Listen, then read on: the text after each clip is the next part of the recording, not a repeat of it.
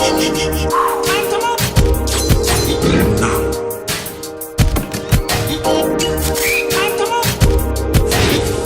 looking. Now.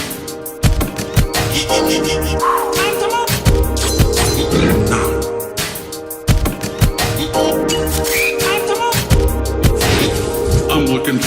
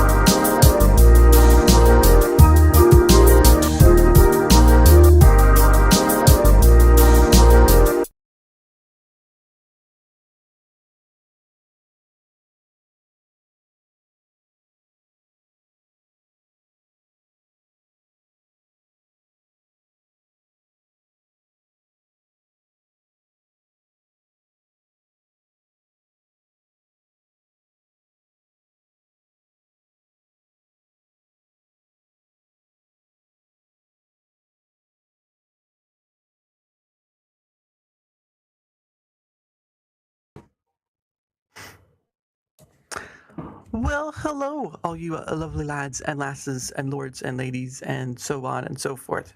Hold on. Dames and sirs and just gotta add to the list of things of all I've got to say. But anyway, how are all of you? I hope you all had a lovely weekend because it always seems to be short. At least that's what it is for my end. At least it always seems to be short. And then the weekday comes and it's like, I can't get through it, coach. I need some help, coach. But yeah, so it is nice to be able to at least have that breather, especially if you don't do anything for the weekend. Which I did do something. I went to go see Odyssey. We'll talk about that later.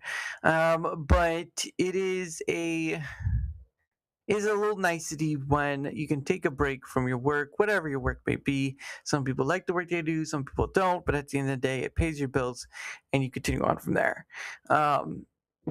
I'm just kind of like, I'm in the middle, but it helps. It helps not and relying on content creation, if at all, for paying my bills because I would be destitute within a day. That is how quickly it would go. So, but anyway, glad to have you all here. Of course, it is solo time. I did have was of a bit of a quick one. It's a bit of a quick one, but hey, Roadkill, what's going on? Nice to see you over on the YouTube side. But yeah, my guess it wasn't going to be able to make it, unfortunately. But that's okay. I can hold the show on my own pretty well. At least that's what I think. Someone's out there tallying it right now. He does the show by himself. I give it a C plus. C plus, but I'll give a shite. So it is such. I keep again and again and again. I keep getting reminded. While yes, I am a form of a content creator, I keep get reminded again and again why I still feel like a stranger to content creation, and I think it will stay that way because content creation is its own beast, and a lot of people out there have their ideas or formulas or whatever to say this is success. Of course, majority of it's free, although some people will put it behind a course wall, like most things, or they'll put it behind a book or some other faction. And at the end of the day, it's just a very tiring thing to run after. I know if people like want to treat it like a business, and so you have to, right? Like if you're gonna have something as a business, you kind of have to do the work and all that stuff. But I didn't go in this for a business. It really is just, and I guess in a way, it kind of gives me a freedom because if I am not tied to that business like mentality, I am. I'm free to kind of see things as they are. Even if I do kind of, dip my toes into that social media emotional backlash that seems to happen every now and again. Um, but I'm human. I'm willing to admit that. But my gosh, is content creation full of human hypocrisy in its own right? And I just get tired by it. I really, you know what? I have my own moments of tired. I stayed up late during the weekend when I shouldn't have, and I'm feeling it. I stayed up way too late. Look, I've been playing a little bit of that PayPal, okay? Or, no, not PayPal. Power World. Power. If I'm playing PayPal, it means I've got little to no money. No, I've been playing that Power World, and there's not enough time in the day to play that. There is not enough time in the day to play Power World, but I did have in the Pal World thing, I did have a save. It was like level 35, and this was back. I mean, this was like 2019, 2020. I don't know. I can't remember the date, but it was back when it was pretty bare. Like it was still pretty bare, and stuff was still not there yet. It does feel kind of still like it's bare, but it is what it is. But that was such a long time ago, and then kind of went off for a while because there's so many other games on Steam you can get. Like, listen, kids, if Steam is so bad for me. You get a game, and you play for a little bit, and then another game comes out. It's like, I gotta play that game, and it's just so it's so bad. It really is, and I just I I can't keep doing that. I haven't even finished Solar Punk yet. That's how bad it is. I bought Solar Punk when it came out officially because I had played the demo and the demo was all right. Right, if you've never heard Solar Punk, it's very casual simulation type of game where you build like solar powered stuff or whatever, wind powered or whatnot. It's very green type of game, but it's still fun to play. But I bought it after it was released because it for a time it was like they didn't know when it was going to be released. It's like one of those games. It's like TBA or TBD or something like that. And then I think it was earlier this year that it changed. Like, oh, it'll what was it, May or June? It was either one of those, May or June. No, I think it was June when it was released. and it was just like, oh, now it's finally got a day and stuff. It's like, yes, because I played the demo, but you could only go so far in a demo, and the demo, I mean, it's a really nice, casual, relaxing game, but you want to, like, when you're going up the level of stuff, like, hey, Dev, nice to see you over on both sides. Actually, hold on there. I didn't know you. I forgot you were on YouTube. Go to channel. Let's see. Don't know if I'm follow. Oh, nope. I'm not even following yet. There we go. That's solved. But yeah, it's just one of those games where it's nice and casual, and there's a level up system to it. But like, I think there's a point to where it just like with all games, right? They reach their zenith and they wait up for the next update. Which I don't know what you could do with it. Solar Punk, I would think like different ship designs instead of different ship colors. Like, I don't know. I just like the game for its casualness to play. I played Fortnite. I haven't touched Fortnite in forever. I haven't even downloaded the updates to Fortnite. I haven't touched Fortnite since. Okay, I'm trying to remember. When did I last touch Fortnite? It was when. I think it was when the Dark Harvester was still a thing. No, I touched it last when you had the Ice King and the founder versus sort of thing. That's how long ago I touched it. Was I don't know. I don't know where it's at now. But yeah, I don't know. I just like those games that are casual. You can play your own speed. Although Fortnite is kind of a bit of a middle ground because there are people on there way better than I am, and you're pretty much dead at a certain point. So you're like, I can't play this game because I keep getting shot. I can't keep playing this game. Oh man, make for good rage content though. If I ever did that, I don't care. I don't care, dude. To be honest, it's a sad fate. Well, this is the thing.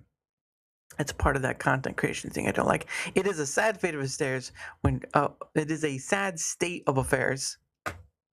Sad state of affairs when people turn to drama as a selling point for their content. Sure, it can do all the things you want it to do. It can get you the views. It can get you the audience, whatever. But it's a sandy situation. It's not firm.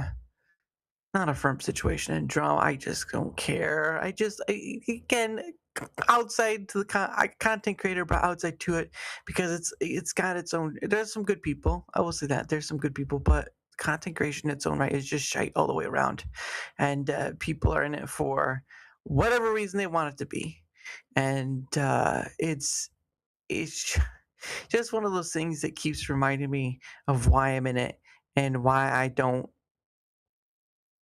Yeah, I've already said it enough. Why I'm very cautious. One, why I'm very cautious, and why I know that being this thing that I do, especially with talking to other people, keeps me more open than most. Because I have bias, just like everyone else has bias. You have bias, I have bias. The mailman has bias. You're human, you have bias. There's no getting around that. It's just the way we are. But yeah, content creation, it keeps the ills of it. The ills of it for my sightseeing is nauseating to the degree I'm just like, really? Is this what we've come to? Man, oh man, I don't care.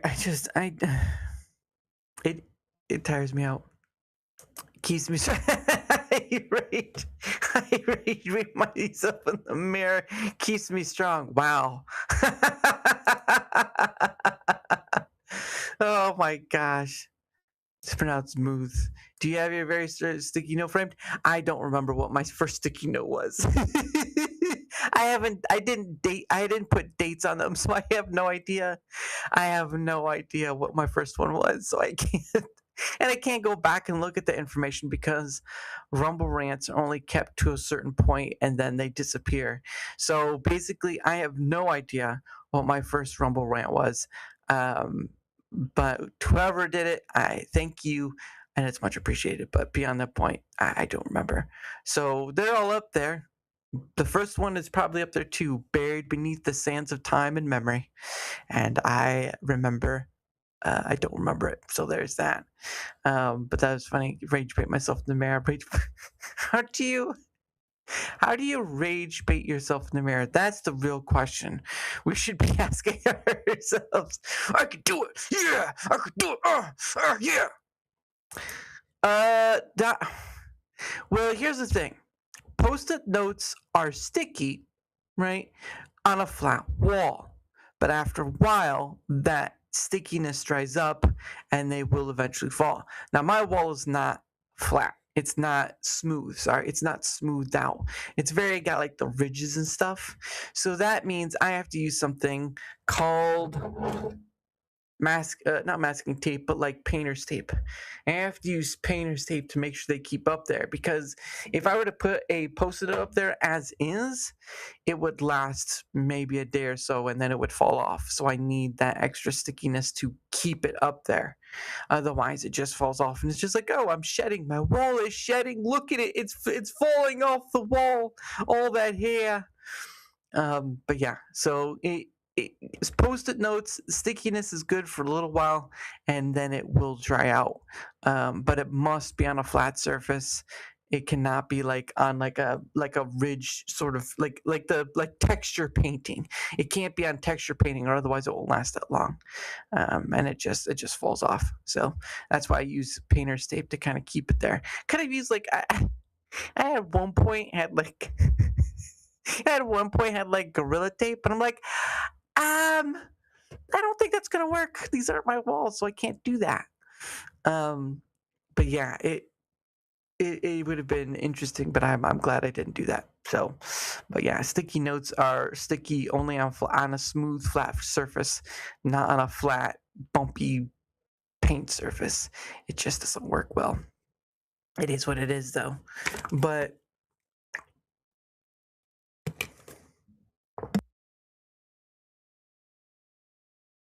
for what it's worth, I'm glad I can show some form of appreciation to all those who have given me a Rumble rant, because again, I'm not monetizing YouTube. It's just not there. Just not there yet. And even if I did get the follower count, I'd have to get like the time thing, which I've rarely checked it, but I might as well, since I've brought it up. I'll check it. And like, what is my time today? Oh man, I am not even close. I'm not even halfway there to like, it's like 3,000, like the bare minimum, right? The bare minimum is 3,000 public watch hours before you can get access to like supers and memberships and stuff. I'm by it saying I'm close to like the subscriber count, but I'm not anywhere near the time stuff, which is wherever it's at. Oh well, I put out the stuff. If people like it, people like it. If people don't, people don't. It's not about. It's not about trying to play the same game as everyone else. It's trying to show, hey, these people here who have something to say. Won't you join in and watching with? Roadkill says, breakdown. When I walk by the bathroom mirror, I side-eye myself and then ask what they're looking at. Then after 5 minutes of bully talk, I offer to buy myself some food or coffee. It's a thing I offer masterclasses.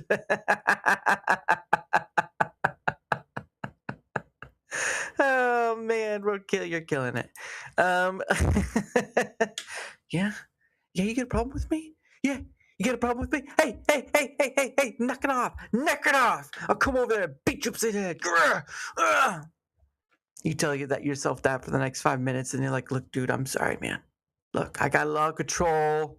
Like, I know I'm not supposed to talk to myself like that, but you know what? Hey, let's go get some pretzels. All right. My apology to you is pretzels. Let's go to get some pretzels. And then you go get yourself a Ben's pretzels. I love soft pretzels. Ugh. Unfortunately, I can't have very much of it. But but it's a good place to start. So, but yeah, that's pretty funny. No, I said you're out of line. No, you're out of line. No, you're out of line. No, you're out of line. Fudge you. Fudge you. Fudge you. No, fudge you. You just do that to yourself for the next 5-10 minutes. Look, I'm the one in charge. No, I'm the one in charge. Hey, no. Don't even try this bull crap with me. I'm the one in charge. It'd be like a very, if someone would make a short of it, it'd just be like right there. And he's talking to the mirror and he's just looking at it, it's like, hey, you're doing good today. You're doing good. Don't lie to me. I know what you're talking about. Hey, whoa, don't try to don't come after me. I'm just trying to be nice. No. You're not trying to be nice. You're just trying to be a little helpful. Hey, whoa. Hey, where's this hostility coming from? You just okay. See you later there, Roadkill. Have a good one. Thank you for being here. No, that's pretty funny though. That is hilarious. Where you just you just got a guy who's looking at the mirror talking to himself, and then it turns in this back and forth argument, and he's like, "Oh, it's not gonna work. It is not gonna work."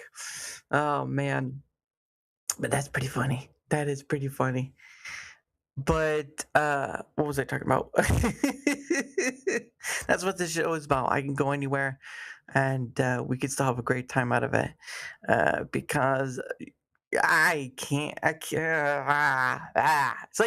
like having a sour. It's like having a very sour warhead in your mouth. Like you do it for a little while, and then you're like, I can't do it. I can't do it. I can't follow in suit with those other people and what they do. Because otherwise it just doesn't make sense. None of this makes sense anymore to be a content creator if I can't enjoy myself doing it. And I can do it however I want. I can spit to the wind. I can count stars. I can sit here and talk about boogers all day long. That's just how this is gonna go. And you're all along with me, yeah. Or is that no? It's you're all along with me, yeah.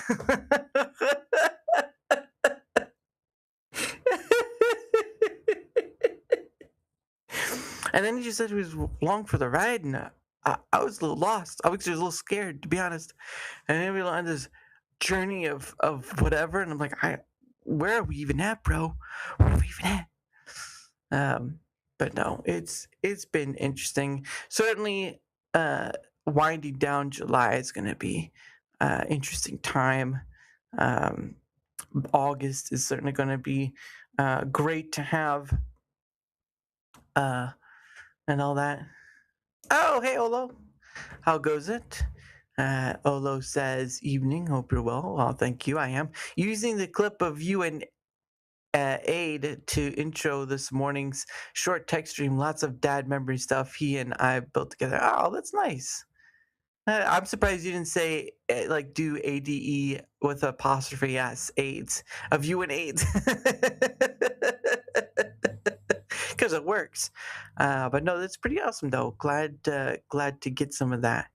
But no, glad to be. See, the funny thing, so I will say this, although, like, I actually had someone clip me on Kick. I actually know it was during AIDS when LS came on. They clipped like a portion of it. But that was the first time I've been clipped on YouTube before, but it was the first time getting clipped on Kick.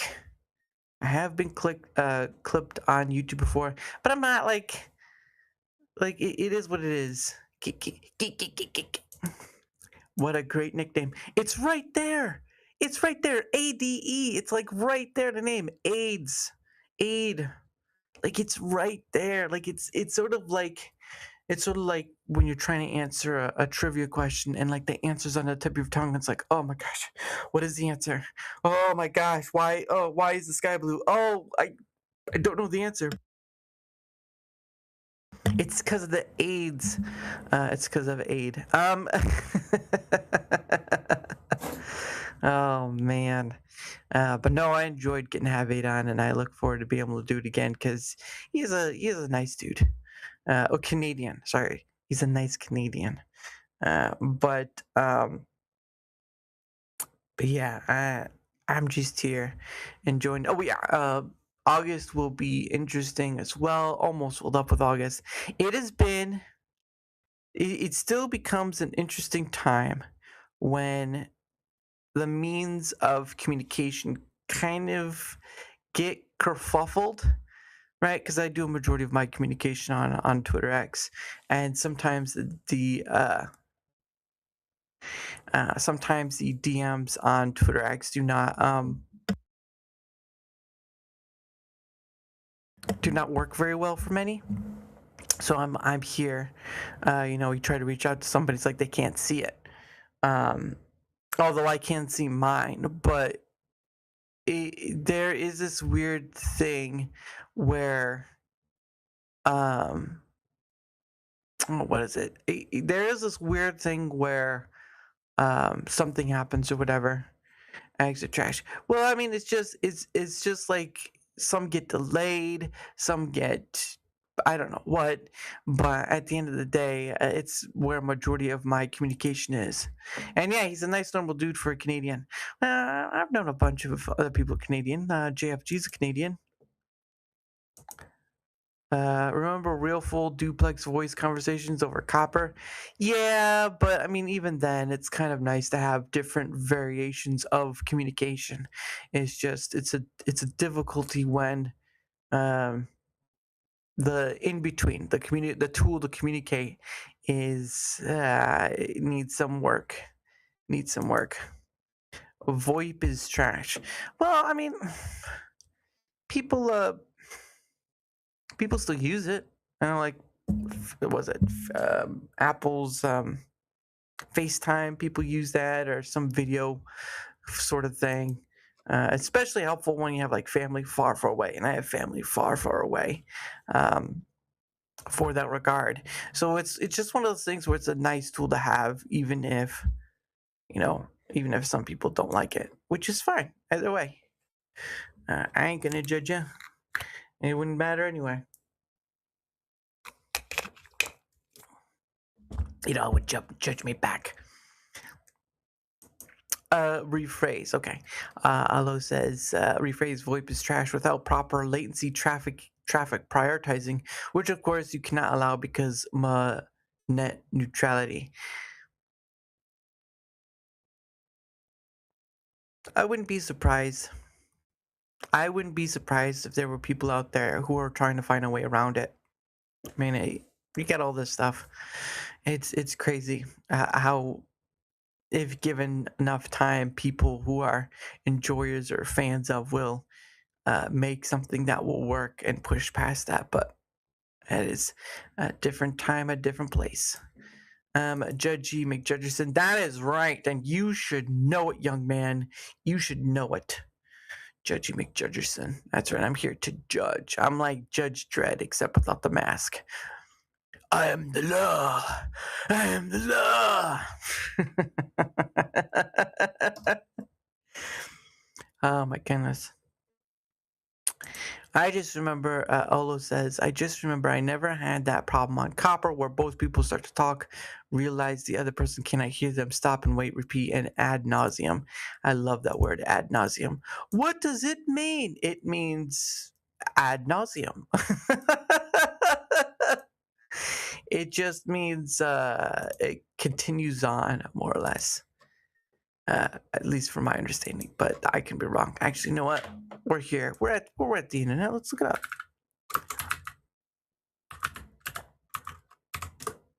I did that wrong. Ad nauseum. Oh, there we go.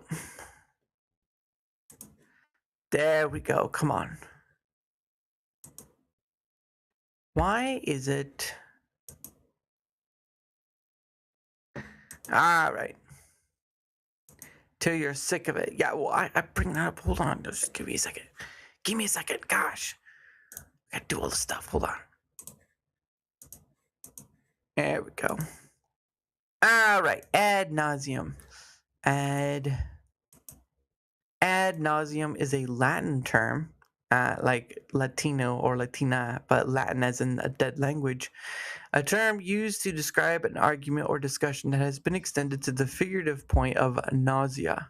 For example, this has been discussed ad nauseum indicates that the topic has been discussed extensively and those involved have grown sick of it. The fallacy of dragging the conversation to an ad nauseum state in order to then assert one's position as correct due to it not having been contradicted is also called argumentum ad infinitum, or argument from repetition. The term is defined by the American Heritage Dictionary as to a disgusting or ridiculous degree to the point of nausea. Colloquially, it is sometimes used as until nobody cares to discuss it anymore. Look at that. Look at that. Until nobody cares to discuss it anymore. Ad nauseum originates as a Latin expression translating to nausea. It combines the preposition ad to with nauseum.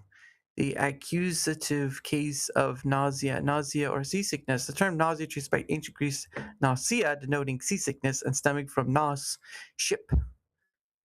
16th century. By 1644, our usage. So it's basically using a Latin word to describe a term, a Latin term. Ay. Ad nauseum. You ever get tired of discussing ad nauseum, the politics, the gaming, and all that stuff? I do. It is ad nauseum. Oh my goodness. Yeah, it's there's a time where discussion comes to the point where nothing new is being discussed and action has to take over. But that becomes a problem in itself. Who is willing to take the action? And that could be on a number of things, right? Let's see. Working on a marriage usually should involve both parties, but sometimes one has to start the process and then go from there. But it is just just one of those human things which becomes, I don't know, it becomes ad nauseum. Or insanity. Choose whichever one you want. I mean, at this point, it's like, how long can you discuss the subject before it is a pointless endeavor to do so? And yet people, it's almost like, to me, in that regard, it's almost like Star Wars, right? I can't tell you how many times I heard people keep saying Star Wars is dead, Star Wars is dead, and yet they keep resurrecting that ghost like it's gonna pay off in that jackpot. I'm like, why? Why? It's crazy. Olo says someone made a browser plugin called Ad Nauseum that pretends to click on ads, so it generates fake traffic to obscure your data. Oh. Oh, now I do gotta try this out. Nope, I don't want to do that. There we go. I found it. I found it. It's like the first one up there. I found it, y'all. I'm Mary Poppins. There we go. Found it. Ad nauseum.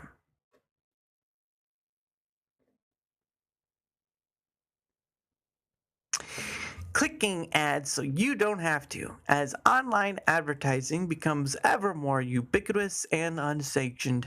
Ad nauseum works to complete the cycle by automating ad clicks universally and blindly on behalf of its users. Built atop uBlock origin, ad nauseum quietly clicks on every blocked ad, registering a visit and ad network's databases. As the collected data gathered shows an omnivorous click stream, user tracking, targeting, and surveillance become futile. Read more on this paper. We'll get that. Ad nauseum is a free browser extension designed to obfuscate browsing data and protect users from tracking by advertising networks. At the same time, ad nauseum serves as a means of amplifying users' discontent with advertising networks that disregard privacy and facilitate bulk surveillance agendas. Bulk agendas.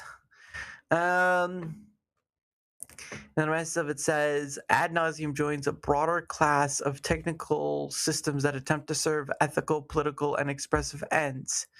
In light of the industry's failure to self-regulate or otherwise address the excesses of network tracking, ad nauseum allows individual users to take matters in their own hands, fighting back against unilateral surveillance.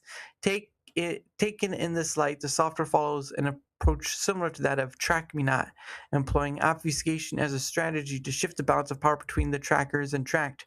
For further information on this page, please see this paper. Well, let's go see the first one. Well, I gotta wait for it to load first. Load. Oh, I'm not. No, this is what it's showing me. This is what it's showing me. That's a list right there. All right, that is no. I am not reading through that. That's may be 8 pages, but I am reading through that crap. That's a lot. That is a lot. I'm not gonna read through that. So we're gonna exit of that. We're on to the next one though. Paper. What will it say? It's the same thing. All right. Whatever's. Let's see. MIT Technology Press and Links support us. So looks like three guys: Daniel A.C. Howe, Mushan Zer Aviv, and Helen Nissenbaum. Banned by Google. Recommended by Firefox. Available for both. Available for both this summer. And I'll have to try that later. Where's the little video? Well, let's watch that.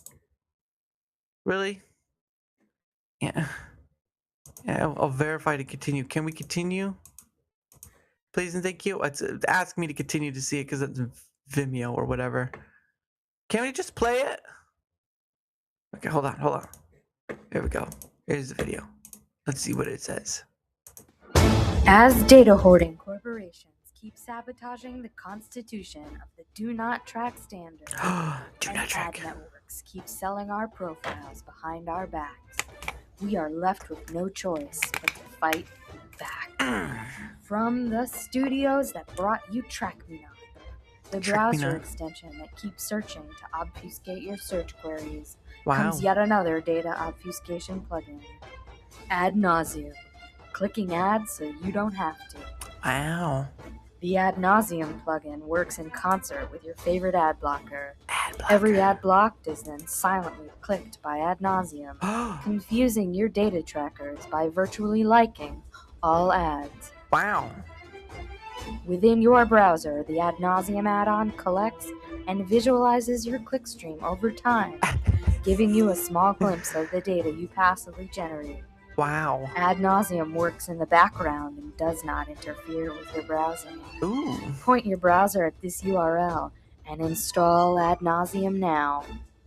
Spread the word and help us code as we work to make Ad nauseum better and to bring it to more people in more browsers. Wow. Finally, to the ad industry, we would like to say it is time to be respectful of our privacy. F you, advertisers! F you! Let's work together towards an honest and meaningful Do Not Track standard. Do not track. Till that day comes, be sure we will keep pushing your buttons. Yeah. All of them. All of them. This summer, an extension made to make sure you stay safe. Ad nauseum. Oh my gosh. That was crazy. Crazy. Oh, I'm definitely gonna add that later. But anyway, yeah, that was interesting. Thank you for sharing that. Hello. Much appreciated. Oh yeah, what'd you think of the Odyssey? What did you think of the Odyssey? The Odyssey. I don't know. How did you feel? I'll give my thing, but I think I'd like to give me a second. I want to see if I can't find that. Manage extensions. Want to see if I can find it in GIF. I want to do this thing, yeah. Oh, am I not able to download it from store? Wow, that's crazy. I can't even. I have to download it then. That sucks. I don't want. He finally got it. Now I don't want to watch it. Hey, I read it. All right. I saw Odyssey, and it's like, oh, he must be thinking of an otter.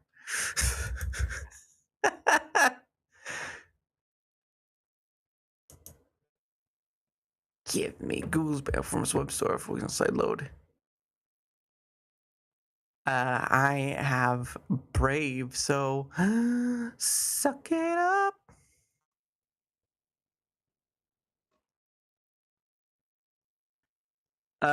Brave. Well, no, I already have Brave. Don't give me that. Oh shoot! God dang it.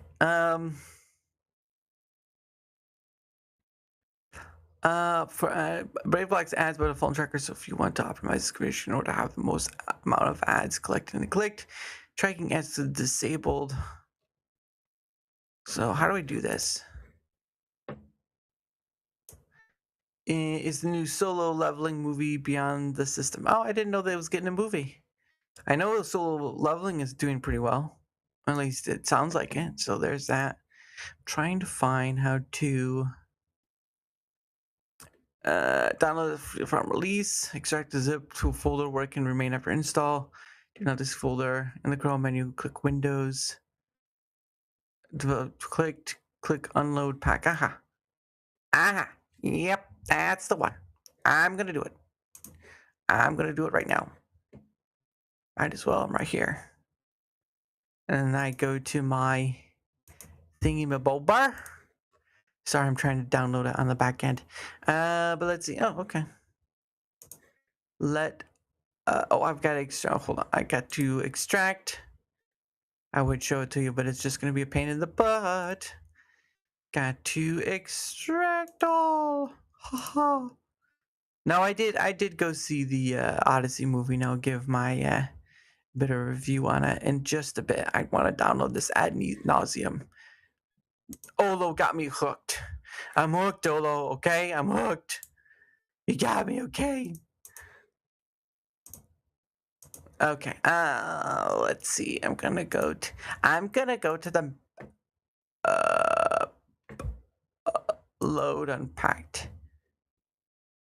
I'm gonna go here.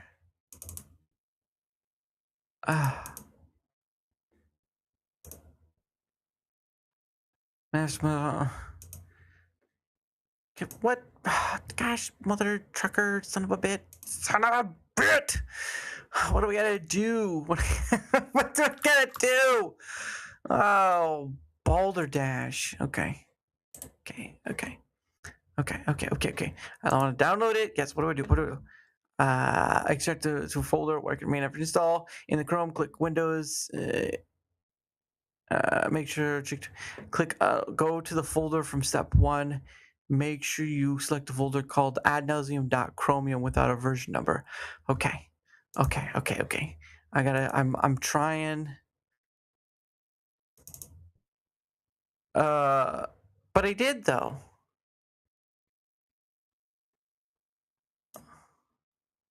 Oh, there we go. Hey, it's in my system. It's in my system. I download.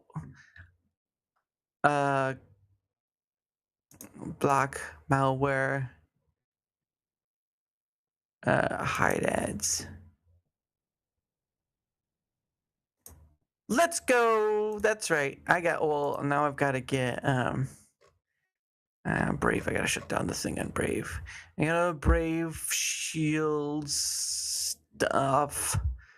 Oh, settings. Sorry, I know you can't see it. Shields. Nope, I don't want that. Disabled. Ew. And then that should be good. All right. All right. It is running in the background. Oh, this will be interesting. Ooh, okay. Okay, so my thing is running.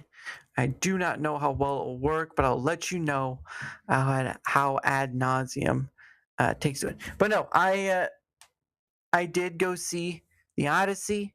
Again, like Oppenheimer, it is a long haul. You know, I mean, I want to go see. I didn't go see IMAX, of course. I want to go see regular theater, but um, it does. I mean, it is 3 hours, and it's like you'll feel it a little bit, right? Like I don't know why he does 3 hours, but it's like you will feel it a bit.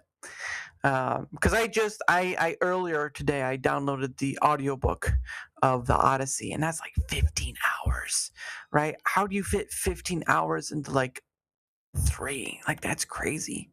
But like the first part of it is a poem and describing stuff and all that. I'm just okay.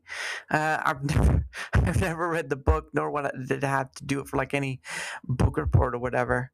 Hey Sean, hey look, it's a Sean. Welcome to the show, Sean. How was your day?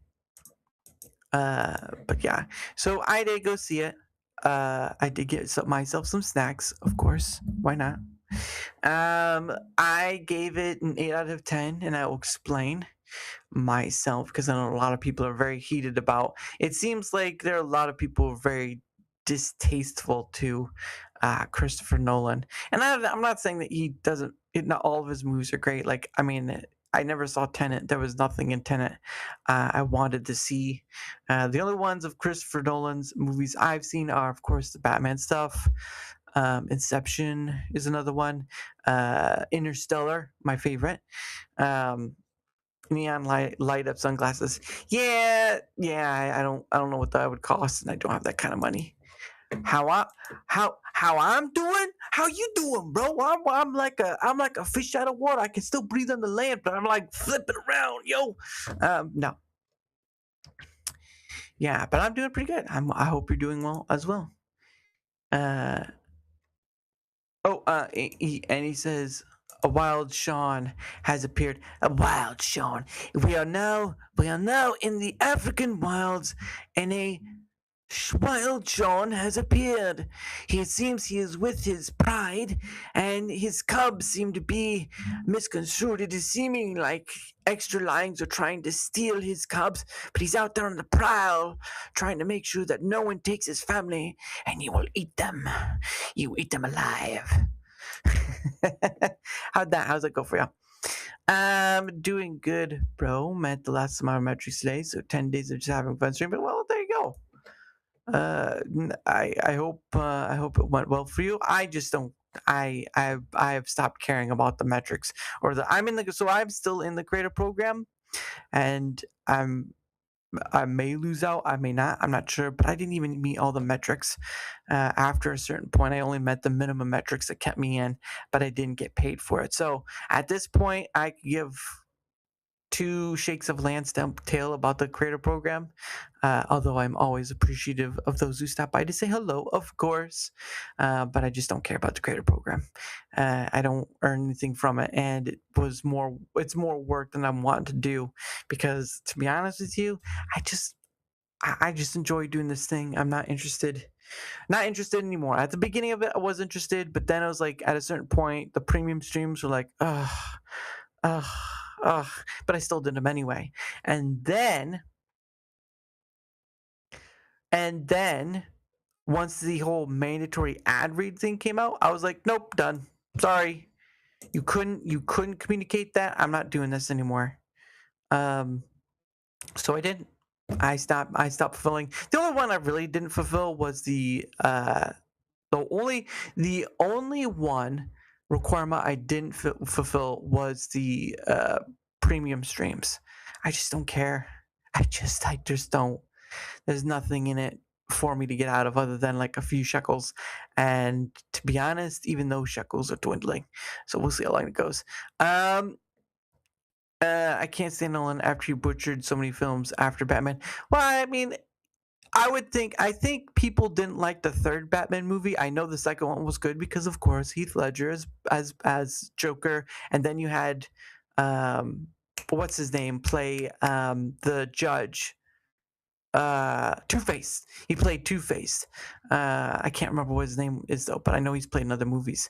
But the third one I know people had an issue with because of like the whole story with like Ra's al Ghul and all this stuff. So there's that too. But I mean, for me, I enjoyed Interstellar. That's one of my big ones. But I didn't see Tenet. I saw Inception. I saw Odyssey, and it's a mixed bag. Nolan is a mixed bag for movies. Oppenheimer was all right, but it was a bit too long.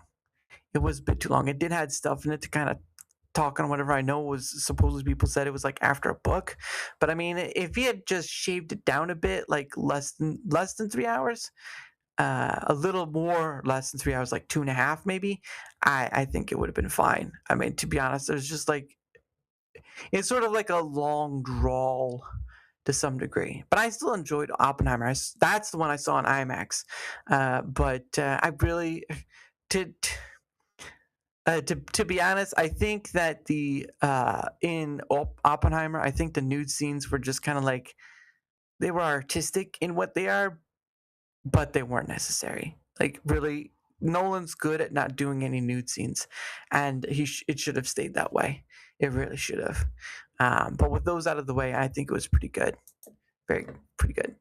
Well, here's how it goes, Sean. If you didn't know, in the creator program, if you meet two minimum requirements, you get to stay in, but you don't get payment. That's how that works, right? If you meet all the requirements, you get payment. If you only meet two of those requirements, you get to stay in, but you do not get payment. And so for a time, I was fulfilling all the requirements, and they were just, they weren't as much as they were now. They were pretty less. But once the mandatory ad read thing came out, that's when I stopped fulfilling all of them. There's a lot of it that was fulfilled naturally, which is great. Like that shows that's what I would rather go for. But the premium only streams was the place where I got a headache from. Not an actual headache, but just like it was like how I described it was like checking into a gas station. I don't need gas. I don't need to use the restroom. I don't need snacks. I don't need drinks. I don't need whatever. I just have to go to the payphone and check into like some guy off in the distance, like, hey, I did this thing. I'm going off to the next one. I'll see you there, and click from there. It was really that. It's like I can't enjoy the scenery because I gotta get to the next stop, and I just like I tried to do like 30 minutes a day, but it was horrendous. So I stopped doing it after that.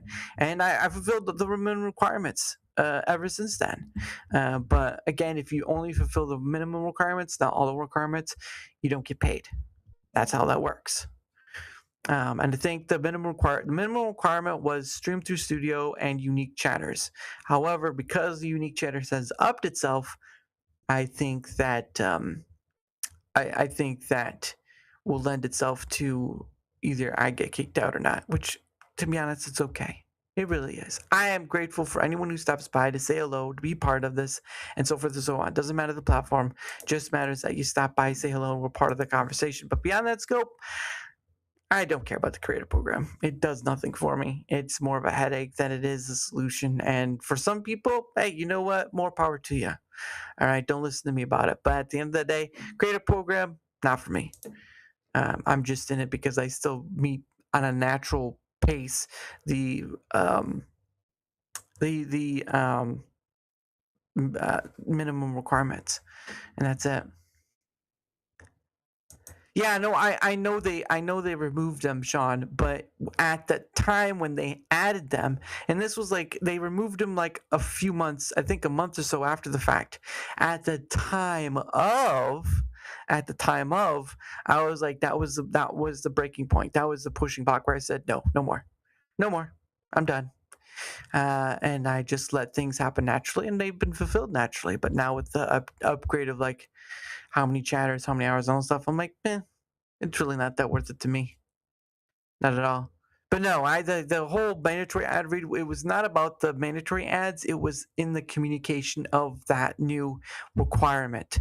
They've gotten a little better about communicating new requirements, but at that point, that was bad, Rumble. Bad, Rumble. Rumble needs to communicate better on those things. Otherwise, it just doesn't help them. And I hope that's been claimed many times. Let's see. Tenet was when I decided never, and it's an interesting thing too, because you do see this thing where Chris Nolan works with actors and actresses who's he worked in a movie before, and I think he just gets comfortable with them, and enjoys getting to work with people right? Because he knows how they act, he knows how they do their thing and all this stuff. And sometimes that's a lot better than just like hiring an unknown. And I think with Christopher Nolan, he's very high art type of thing. Like not like bourgeois. He's more of just like he knows what he wants, and the people who can get him to it are the people who help with photography and all that stuff, and the actors. Because I mean, what, like Matt Damon's played in like 3 different movies by Christopher Nolan now. That's when you know. That's when you know. Alaska Jeff says Derek could have stayed in, but he had too much class, so Rumble said beat it. Ban it, dan it, dan, ban it, dan, dan. I don't care. I don't care what Rumble says to me at all. The only thing they can do is shut down my account, and I haven't done anything to warrant that. And if they did, it'd be like the dumbest thing they'd ever do, because it just goes to show. But they did it once. They did it once for a little while, and I never got an answer of why my account got deleted. It happened once. I got my account back, but they never gave me a reason of why my account got deleted. And so yeah, that make me a little biased against Rumble. But the data collecting stuff, that's for everyone else. That's for the people. Forget Rumble. You know what? They'll take it or leave it. They can do their stupid surveys. They can do all that stuff, but that data collection is more for the people who feel alone in what they're experiencing. And I want to say, hey, look at this. You're not alone, and that's why I do it. And Sean says, yeah, I remember that. Yeah, I just at a certain point, the creative program became for me. So to me, the creative program is more of a nuisance rather than a progressiveness, because, and this is something a lot of people may not agree with me on, I'm seeing too much. I see a lot of support, all right, community and support, that's great, but I'm not seeing a lot of organicness beyond the content creator helping content creator to meet the metrics sort of thing. And this is an issue I have with it. This is an issue I have with, because it's, a content creator may find you, and hey, they may like your stuff, they may help, and that's great, that's fine, right? Like, creator or not, I don't care if you're watching, I appreciate you all the same. But when the content creator program that Rumble offers, it poisons the well. And I don't want to say poison like the super bad way, like that sort of poison. I want to put it in the sense of like, people need to understand that right now on Rumble, it's mostly creators watching other creators do their thing. Now, I can be wrong, right? I don't have all the numbers in front of me, but for the majority part, I have seen creators support creators. And of course, before anyone says anything, it's not bad to want to support. But if we're going to talk from an organic discovery viewpoint, then yeah, it's kind of a detriment. You can't have a healthy building platform if creators are just watching creators and you're struggling to get new people in unless it's politics on the matter of.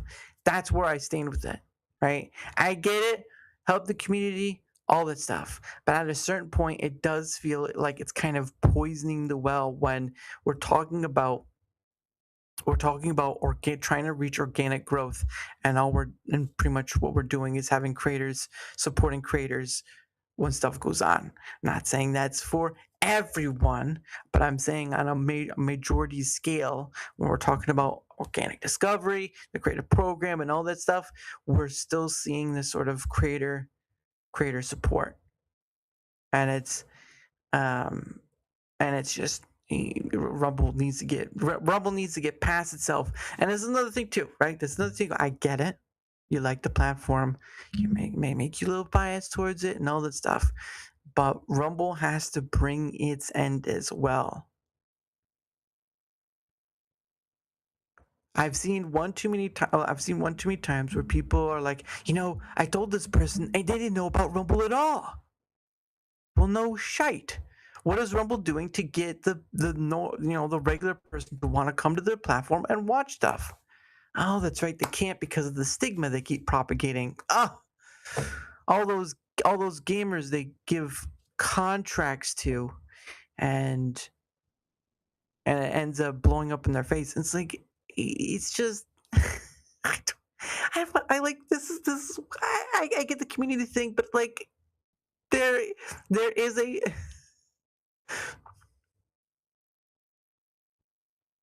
we're humans.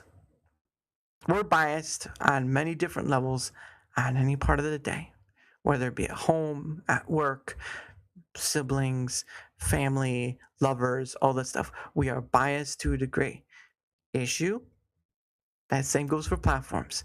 Issue is that people tend to let that bias take over, and they don't take a step back and saying maybe they're doing some things right, which I have stated many times. I will praise Rumble when it does well, and I admonish Rumble when it does poorly. But I'm not here to play they can't do no wrong. Rumble has a long way to go. Long way to go. And there are platforms out there right now that are pushing beyond that scope. And is it there yet? No, it's not there yet.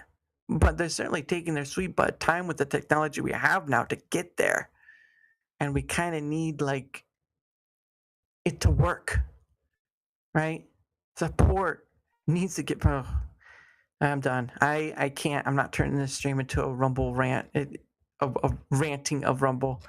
It just poisons things, and I'm tired of it. That's where the data collection comes in. Alaska Jeff, somebody's poisoned the Rumble or water pole. There's a snake in my boot. There's a snake in my boot. Sean says, "Yep, I want to see Rumble host tournaments for gaming, etc., to do their own marketing increase." Well, they have been hosting UFC and the enhanced games. They've been hosting those. Has that brought more people to the platform? But of course, the funny thing about those is like the enhanced games was also on YouTube. It was also on Kick, I think. The UFC thing, sure, they get a little bar on the 250th, on that, but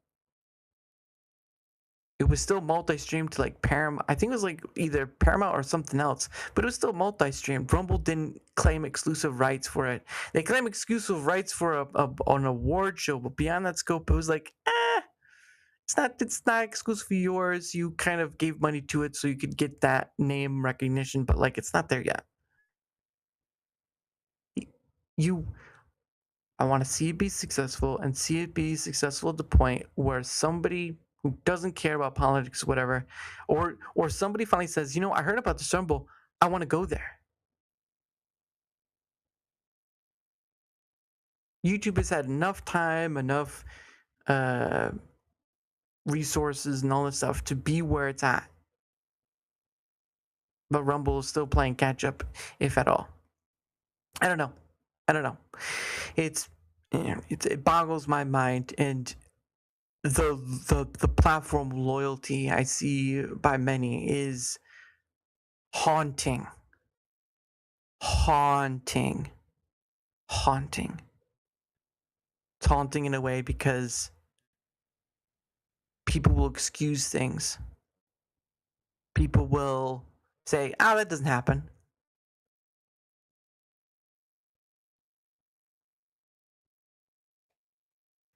People who excuse things for their bias, and for a human, it can happen anywhere. Okay, we're not exempt from it. Not even I.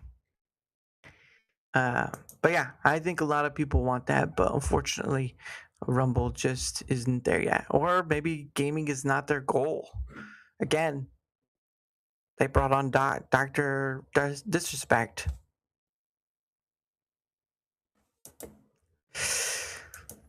That's why the shorts requirement is about building content backlog, bringing viewers from TikTok. Yeah, but I mean, again, the system itself is still not there yet. Like, I get that, but you have a front door problem. You have a front of the house.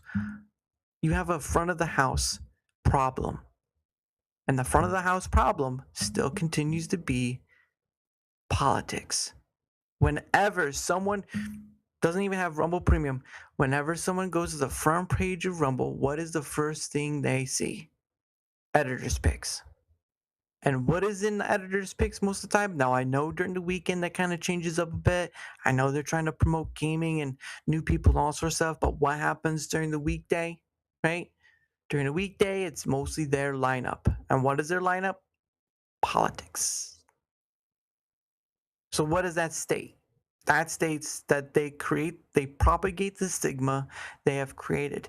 And the beginning of Rumble was wildly different. Like, it wasn't just politics. There was a whole bunch of viral stuff and all this. Like, should just go back to that. Front page filled with whatever somebody watched. This is an issue it has still, and an issue they haven't resolved. And they say they are, but the proof is in the pudding, not in the verbiage. Real Cloud says, "Don't put your eggs in all baskets." Is the saying? Yeah, it is.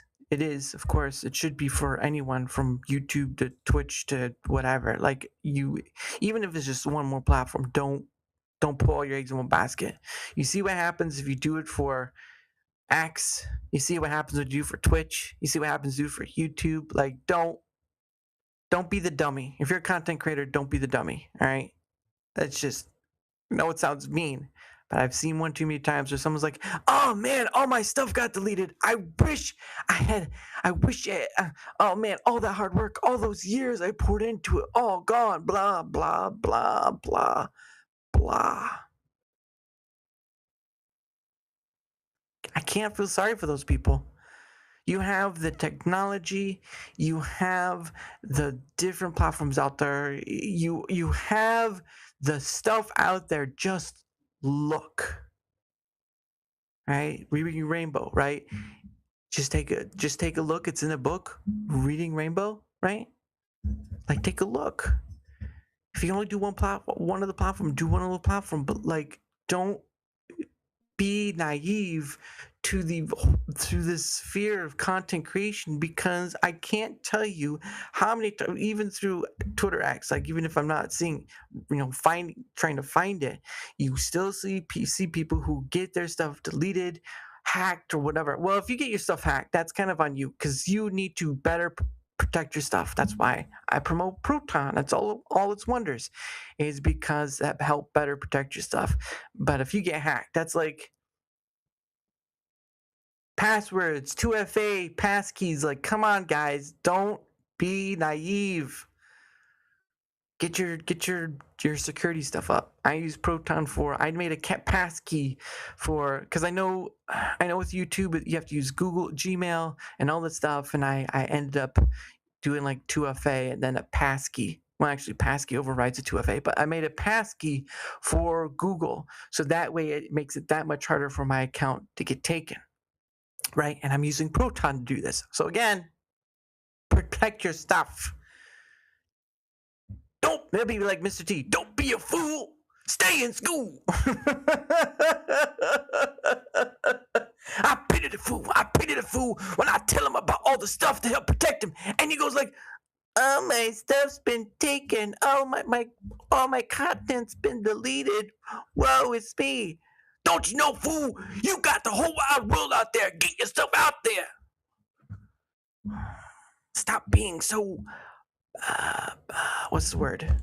No, I don't want to say pathetic, but it's like lethargic. Would it be lethargic? Lethargic?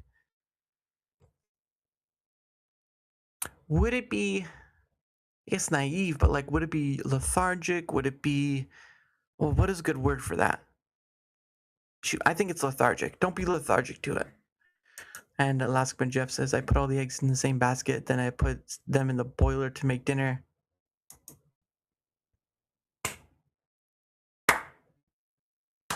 That's all you get. That's all you get. Oh man, but yeah, I'm not gonna sit here and be like, oh, you people are dumb, you people are stupid. No, I'm gonna be honest. I'm gonna be like, if you are a content creator, right, and if you're starting out, and there are exceptions to the rule, right? If you can't, if you aren't able to do more than one platform because of your tech or some other faction, that is okay. Let me repeat that. If there's tech issues or other things where you can't do more than one platform, that is okay. But beware. The more you put all your stuff on one platform, you give that platform about 99% control of your stuff. I mean, if you put them on a platform, they'll do it. But anyway, what up, UB Legend? The legend, everyone. The legend has returned. I hope you're doing well. Nice to see you again, good sir. The name is the real important part, everyone. UB is the legend. The UB is the legend right there. So keep an eye out. How y'all doing? We're doing pretty good. Just talking about stuff. Chilling? You chilling? Yeah, how's the basketball stuff going? I remember you talking about last time. Hope it's going well. But anyway, it is past the top there. So what's going to happen is that I, of course, am going to start doing my promo stuff because, as I always say, and whenever a guest on or whatever, I set aside some time for me and my guests to promote our stuff. Even if they're even if we're not a content creator, they can say a few words and get on with it if they want to.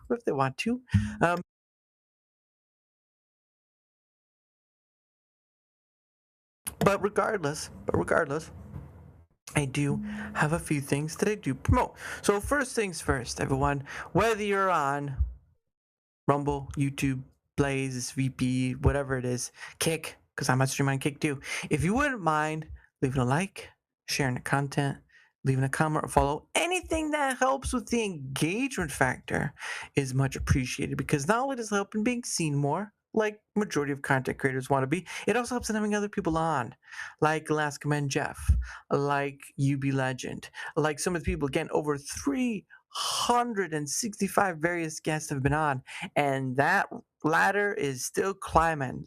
August is looking good, looking fantastic, by the way, even though there's still some people I'm waiting to hear back from. But beyond that scope, I'm looking forward to the rest of July and August. Looking forward to August and who I'll have on. I already know one person has made an announcement, and that's fine. But it'll be nice to see about all that stuff. So, any help with the engagement factor on any of those places is much appreciated. So, thank you so very much. And of course, this is my link right here. Shout out to Tomby for making streamers. He's got more on the way. I believe he's working on finalizing Dojo, which is his Discord killer. And I know he has some other stuff too, like panels, whatnot. But I'm looking forward to panels because if panels is successful and does stuff similar to Rumble Studio or more than, I'm not going to use Rumble Studio anymore. But that's depending on that. That is depending on that. So thank you, Tom B, for creating streamers. Of course, all my links are right there.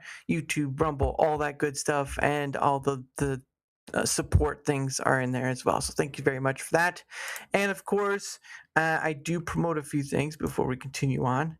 They help support the show in different ways, but I use these items in different ways. So one of the things that I've been promoting for a while and will until the end of the month is, of course, Proton VPN. Now, I know there's a bunch of VPNs out there, and you're like, well, I like this VPN, I like this VPN. Just use what works for you. And there you go. That we use what works for you. But the reason why I promote Proton VPN is because at this very moment right now, I am using Proton VPN while I stream. I've actually been using it before I even go online. I mean, I'm connected to the Ethernet and stuff, but like beyond that scope, before I open my browser to go to YouTube or Rumble or any of those places, I have my VPN. Why is that? Because VPN keeps your connection private and encrypted. And you can make a free account. You make a free account, no ads, right? For all their stuff, Proton Pass, Proton Drive, all of it, all of the free accounts you can make, they don't have ads on them. So give a look to the Proton VPN, see if it, check it out and see if it's worth it to you. Links right there. I will say that again that I am using Proton VPN right now. Well, again, I have a paid plan. I have Proton Unlimited, which includes all the facets of Proton, Proton Mail, Proton Drive, and all that. But for this one, it's just for that, or you can make a free account, whatever. I don't care. All I'm trying to do is put this in your hands, and you can figure out whether it's worth your time or not. Because I believe in it. I use it on a daily basis. I've talked to other people who use it, and Proton has many different facets. Worth giving it a shot, even if it's just to make a free account. It's worth giving it a shot. Link right there, and it'll lead you to seeing more information also. So thank you for your time. And of course, the last thing I promote is of course the wonderful Biltong USA. I promote Alaskan salmon. It's tasty. Yeah. Sure. Cold in Alaska. But anyway, there's Biltong USA. Biltong USA is a company. Biltong is a South African snack that is air dried cured meat. I've actually had the boss, the guy who owns the business, Anton, on with him and his wife run it. Of course, with them having their kids down with them as well. So it's sort of a family business, and it's American made. And believe me, I remember a few years ago, people were wanting more American made. And there you go. So links right there. You'll see the whole website, Biltong, sweets and treats from the UK, drinks, jams, even toiletries are on that website. I have not bought a toiletry from them, but it never hurts to look. So again, links are there. And of course, if you want to save yourself a little money, you can use code DARA. That's DARA, or 4-letter word. You can say it right there, saving you 10% off on your purchases. So anyway, that's all the good stuff right there. Thank you for entertaining me for that. But yeah, it is still an interesting thing where I can where I'm like, hold on, I think it can. Well, it's not gonna matter because it's not gonna show my actual. It's not gonna show my actual. But so this is the. There we go. Aha. So this is what it looks like. So this is the Proton VPN right here. Right? I've got a bunch of hold on. So that's like ads, trackers. That's a lot of trackers. That's 1,500 trackers. God dang. And that's for like 4 hours. And 6.6 total gigabytes of total traffic right there. That is incredible. But yeah, this is what the Proton VPN looks like. You can do like quick fastest, or United States, Canada, whatever. You can do all over the world. But this is more like, I believe this is more the paid plan, and a bunch of this other stuff is paid plan part 2. But for what it's worth, free plan still gets some pretty good stuff. So if you want to check it out, this is what it looks like. But yeah, 4 hours, 6.6 gigabytes, wired guard, all that good stuff. So glad to promote it. Glad to promote them. Even if people just use the free stuff, I don't give a rat's behind. It is in your hands. It is in your hands. While your internet is so much faster. Yeah, it's called, well, you're up there in the cold there, Alaska Man Jeff, and you probably only have like one provider. And you probably are connected. Well, I mean, Alaska's connected to the sea cables, so I would think that your internet is pretty good, unless it's not fiber. I don't know if mine's fiber, but regardless, still I like using it. And it's a funny thing, like when I was before, even because I had Proton VPN forever and I didn't even use it, and at a certain point I was like, you know what, let's try this, and I've just been using it ever since, and it's just freaking insane of how many like stuff and trackers and whatnot get like um come across. It's just insane. But I'm appreciative of the tool, and that's all that matters to me. Same hope for you guys, because all of you got your own stuff in life, and I just want to lend a little helping hand. Oh, but yeah, going to be back to the Odyssey. Um, I do. I remember I said I've downloaded like the audiobook to kind of listen to, which is kind of like um, poetry, of course. Um, but so it's been interesting to kind of listen to it. Uh, but sometimes I have to change it. 'Cause I'm like, I don't know if I could take this anymore. The Odyssey is an odyssey into itself. It's not supposed to be easy. You're supposed to give it your time and care, and you're supposed to treat it like the greatest thing ever. It's like, okay, but if I can't get into it, then it's it'll mean something to someone else. But like, if I can't get into it, I don't know what to tell you, you know. But but yeah, I did see the movie. I gave it an 8 out of 10. I really think it is a very slow build, very slow build, but the ending points make it more worth it, and I think it hit the emotional score. And this is just my opinion on movies, right? If a movie can make you feel it, and I'm not talking like that kind of feeling. I'm talking like you're about to shed tears, you laugh with it, and all this stuff. If a movie can make you feel it, then it's a good movie, regardless of box office, regardless of what anyone says. If a movie can move you in a way to feel something beyond disgust and all that stuff, that's a pretty good movie. And I felt it. Same with Interstellar. I felt it there too, and there whether it follows the original story or not, I don't know. But like, how many times have you heard people say, "Oh, turning a book into a movie is like, oh well, they got at least 85% right." Do you think they followed all of Harry Potter in the movies? Like, maybe the first two they did to some degree, but like after that, it's like you're not gonna be able to fit that in like, what was it, like 2 hours or so? It's like, it's crazy. So yeah, if you're gonna take a book and turn it into a movie, you're gonna lose a lot of stuff along the way, and you pick and choose what to keep. So there is that, but you don't have to take my word for it. But that's why I went to go see the movie, so I can have my own opinion instead of listening to people online saying, "Oh, it's the worst, it's horrible, you shouldn't watch it," blah blah blah blah blah blah blah blah blah blah blah. No, I wanted to watch the movie so I could have my own opinion, because I'd rather have my own opinion and lean on a bunch of people I don't know or do know and be like, whatever. My opinion holds more sustenance for me than it would coming from someone else. I mean, I'm not saying I don't trust people. I'm just like, with movies and stuff, it's best to have your own opinion, because people are just like, like, I didn't like the movie. Okay, well, I did. What are we arguing? Yeah, you're a lame brain because you like something that didn't make sense. Blah blah blah blah blah. What are you arguing? I'm not coming to you telling. I'm out. I saw the movie. I enjoyed it. It wasn't the most perfect movie in the world. There were some parts that were like, blah, but I still enjoyed it. End of. Right?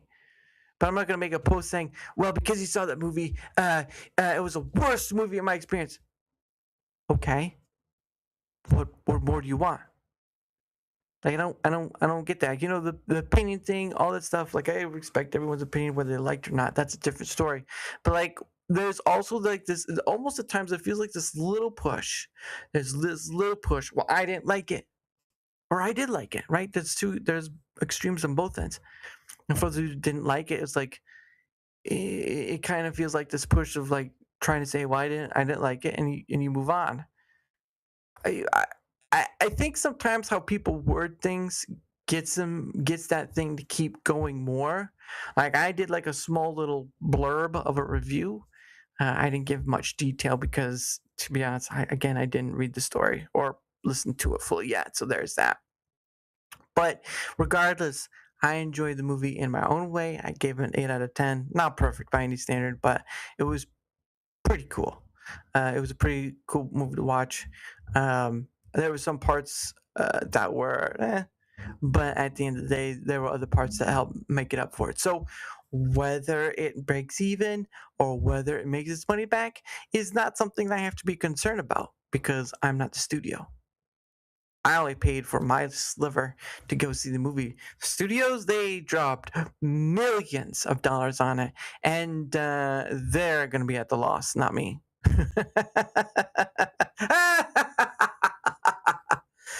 Oh, that's my arguing about an opinion. Is ridiculousness. I watched the movie, I enjoyed it. Boom, done. I gave my little blurb and then went from there. But still. Alaskaman Jeff says, I want to watch a movie about the origin of the Zulu, but cast white people and Asians. Hey, you know what? I bet you someone's done that for fun. I bet you someone's done. Well, there was the Ace Ventura Pet Detective movie where you had that tribe all dressed, so an African tribe, but they were all covered in like this white powder and stuff like that. So could have already been fulfilled. Could have already been fulfilled. So you never know. Let's see. But yeah, I don't. What are movies out there? Like after the Odyssey, there's not really a movie out there to watch. Like, well, hold on. Let me look at my surrounding areas and see. Like, I think majority of theaters don't even have Supergirl playing anymore. And it wasn't perfect. I gave that like a 6.5 or 7 out of 10, but I still enjoyed some parts of it.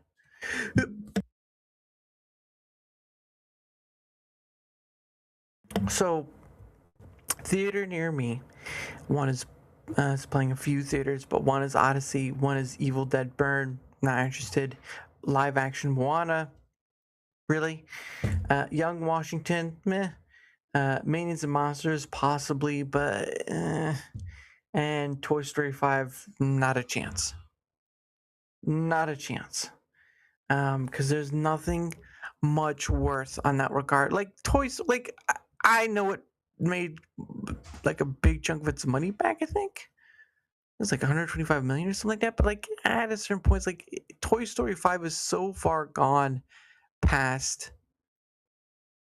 It feels like the original story that like a chunk of the cast is already gone, right? Like you had Don Rickles. I think you had Don Rickles voice Mr. Potato Head, and then another lady voice Mrs. Potato Head, and they were both gone. Slinky was voiced by Jim Varney, and I believe he passed away before the second movie finished or after the second movie finished. Let's see. Well, we got the internet. How much original? Hold on. Toy Story cast that is still alive.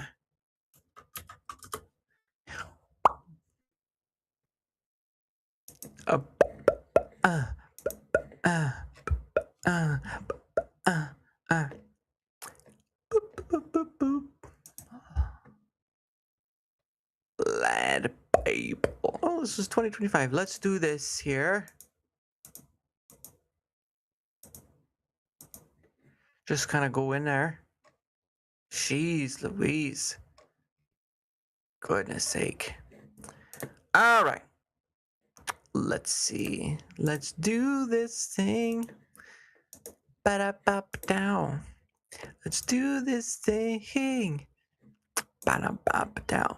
I can't get rid of that. I looked for like Toy Story the who's still alive from the original cast, like the first one. So this one is written by Joe Harker. This was done November 2025.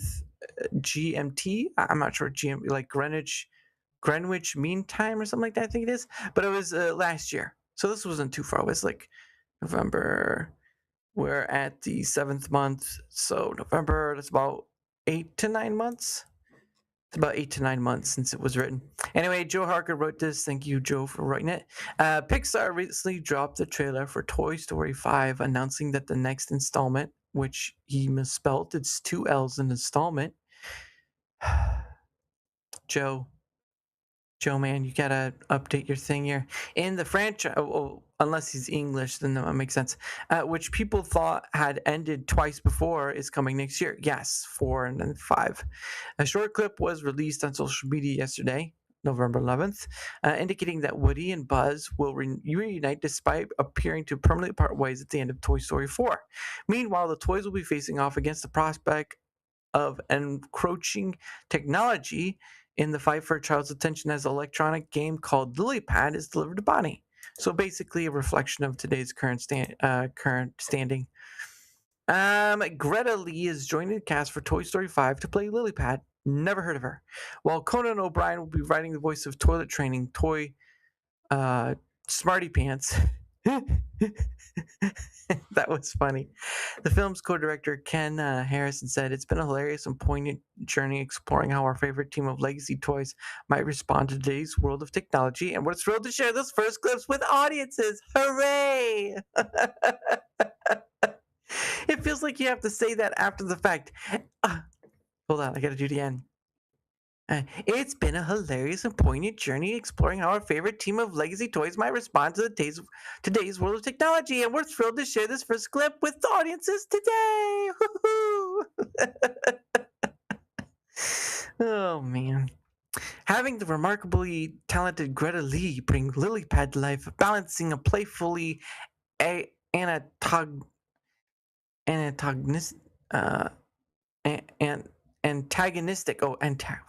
antagonistic tone with humor and heart has been incredible. No way. Yeah, no, I agree with you. It should have ended at 3. Like, Andy was the center of these toys. Toys is life. And when he left for college, that should be ended with Bonnie. Like it should have just closed on like them saying, like staring off in the golden sunset. Like the best way to close it out would have been either on a windowsill or on those steps. I think it was on the steps, just looking out the golden sunset and saying, for all it's worth, for all the time we've spent as toys, as Andy's toys, it feels like this is the end. And then Buzz is like, true. But as any good cowboy knows, it's never the end. There you go. Right there. Just end it like there. The scene of Buzz and Jess's wedding made me not want to watch Toy Story, and I love the series, but no more. No more. Well, I mean, they've always been hinting in that relationship since like Buzz ever first saw Jessie, so it's not out of the qualm. But I get what you're trying to go for. No worries. Going down. While there are plenty of Pixar fans happy we're going to see more Toy Story, and it made its money, others have been wondering how they're going to get the gang back together, considering what appeared like a rather definitive farewell last time. The teaser showed plenty of the toys back together along with some of the newer ones made by Bonnie, but I suppose we'll have to watch the movie to see how Woody ended up.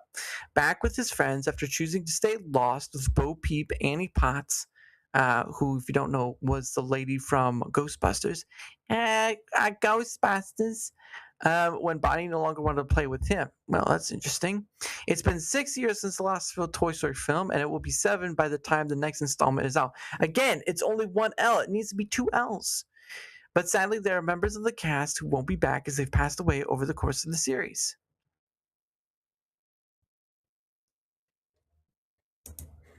Hey, Charlie, what's going on? Nice to see you, good sir. Hope you're doing well. Dara solved Toy Story. I did, and I gave it an emotional ending too.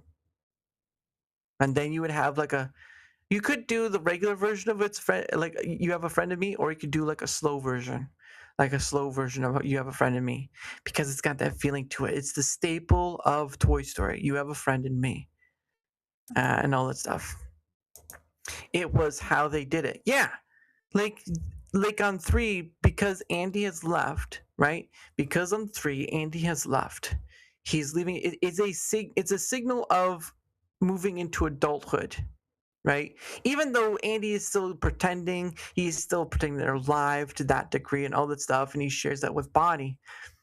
There's a point where he is letting that go. He's entrusting it to someone else. He's entrusting those toys to someone else because she's a kid, and so he kind of understands a bit and all this stuff. But he is growing up and he's going off to college, and that is a sort of signal of growing up. Now, again, going to college is not always that signal, because when you start paying bills, you're growing up as it is.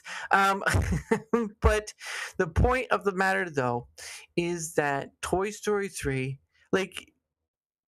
there's. Oh, I mean, it was how Buzz has walked to the altar as if he's. Oh, okay, I see what you're saying. All right, I apologize. I thought you were talking about what I was saying for number 3. But again, it's just a nice number to settle on, right? Like after 3, it feels like exploitation for cash. Because what else do they got, right? Like they made a Mulan 2, all right? At a certain point, like sometimes you only need the first, and then that's it. That you only need one, or sometimes maybe 2, or a trilogy. But like there's a certain point where it just drops off. Like it didn't drop off for the money wise, because it still made a number 5, a 4, and then a 5. Who knows? They'll maybe make it 6 if there's still enough people to last. But at the end of the day, though, it's just continuing beyond its borders, and it really doesn't need to anymore. It's like, can we have something else? Can we have something different? Toy Story is great for what it was, but like even with Shrek, like it has to end. It has to end. Right? The ending would have been perfect. But yeah, if it ended on 3, that whole thing with Buzz would not have happened. And all this stuff. The first one is Don Rickles. I knew it was Don Rickles. Mr. Potato Head, the famous insult comedian, lent his voice to Mr. Potato Head for the first 3 Toy Story movies before he passed away in 2017 at the ripe old age of 90. Now that is the man who lived. That is a man who lived. Rickles was still credited with an appearance in Toy Story 4, however, as unused audio recordings were used. The Pixar team asked his family if they wanted Rickles to be included in the 2019 film, and they agreed, as the comedian had asked them to keep my name alive. Okay, so he basically asked. Going through years of recordings, along with ones he'd done for theme park rides, toys, and clips of outtakes, they were able to give him some lines. So basically, like through 4, they were able to keep him going, and they did. And it does seem like he asked to keep his name alive, so there's something there. Estelle Harris, that's right, Mrs. Potato Head. She played Georges Costanza's mother in Seinfeld, I believe. Playing Mrs. Potato Head's better half in the 2nd, 3rd, and 4th Toy Story movies, Estelle Harris passed away at the age of 93 in 2022. Wow. That is incredible. She got to do the 4th one. Wow. Her appearance in Toy Story 4 was her final film role, though the teaser for the upcoming movie shows her character on screen, which means they use a different voice actress. Jim Varney. I think Jim Varney was the second one. Hold on. The actor and comedian died at the age of 50 in 2000 after playing Slinky Dog in the first 2 Toy Story films, so the character carried on with plenty of lines afterwards.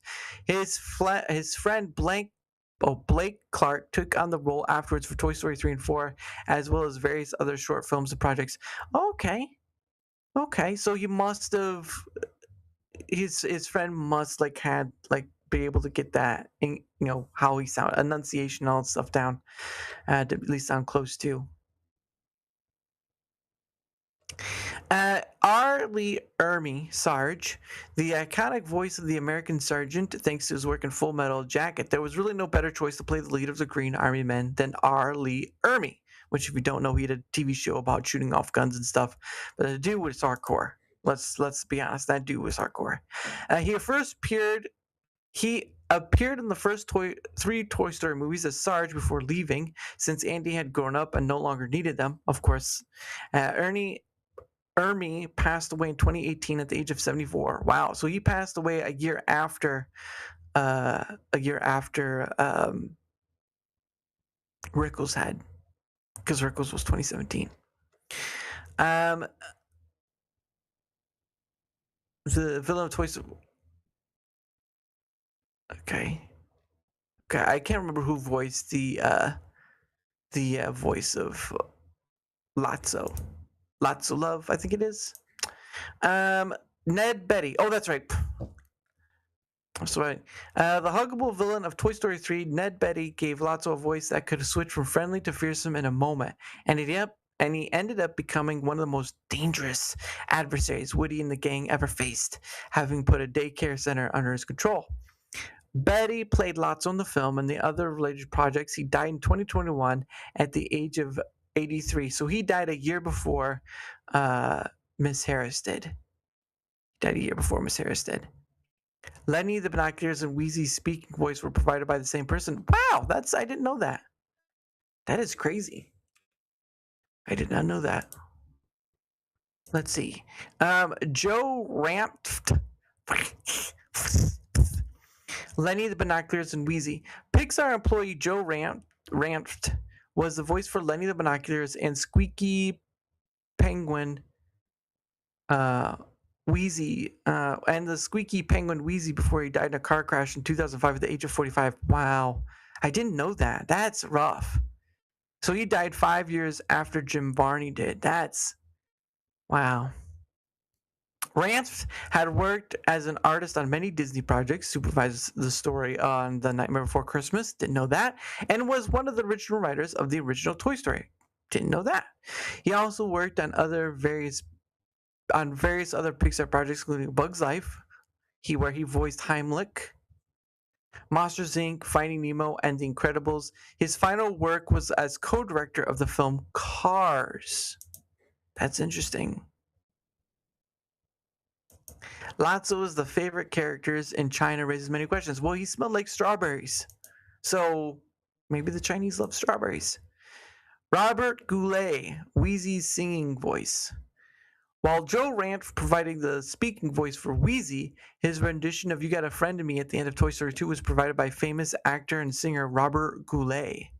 The Tony Award singer was not credited for his part in the movie, but the part where Wheezy sings to finish the movie is Goulet's work. He died in 2007 at the age of 73. Wow, so he died 2 years after Ranft. Wow. Crazy. Let's see. Bud Lucky, Chuckles the Clown. Another Pixar stalwart. What is stalwart? Bud Lucky designed some of your childhood's favorite characters, including Toy Story's famous cowboy Woody. Wow. He created Woody's appearance, wrote and directed the short Pixar film Boundin', and provided the voice of Rick Dicker in The Incredibles before appearing in Toy Story 3 as Chuckles the Clown. Having retired in 2014, he died in 2018 at the age of 83. So he died a year after Miss Harris did. No. He died a year after Rickles did. That's crazy. Jack Angel played multiple toys for Andy. Wow. Crazy. Wait, was that the same person? Was he working on Cars and then died 2 Cars? Yes, he died. The last thing he co-directed Cars, and he died in a car crash. There's a bit of an irony there, but still, he did. Yeah. Jack Angel, Mr. Shark, Rocky Gibraltar, and Chunk. The voice actor and radio star Jack Angel voiced a couple of Andy's toys in the first Toy Story, including Mr. Shark, who memorably steals Woody's hat to say, "I'm Woody, howdy, howdy, howdy, howdy," in the film. He also played another toy in Andy's room, Rock Gibraltar, while in Toy Story 3 he played Chunk, one of Lotso's goons, and a toy that could change his facial expression by spinning it. Angel lived until the age of 90, passing away in 2021, a year before Miss Harris did. That, again, getting to live to 90 is no small feat. Getting to be like Dick Van Dyke living to 100 is no small feat. Like, that man is pushing it in a good way out to get it. No, they're not. No, they're not. No, yeah, sure. John Sigan? John Sigan. Saigen. I think that's how it is. Playing another of Lotso's inner circle, Saigen had voiced characters in Cars and WALL-E before he played Insect Toy Twitch in Toy Story 3. He'd worked with Pixar again for Monsters University and Inside Out, but sadly he passed away at the age of 63 in 2017. Wow. Wow. That is incredible. That is incredible.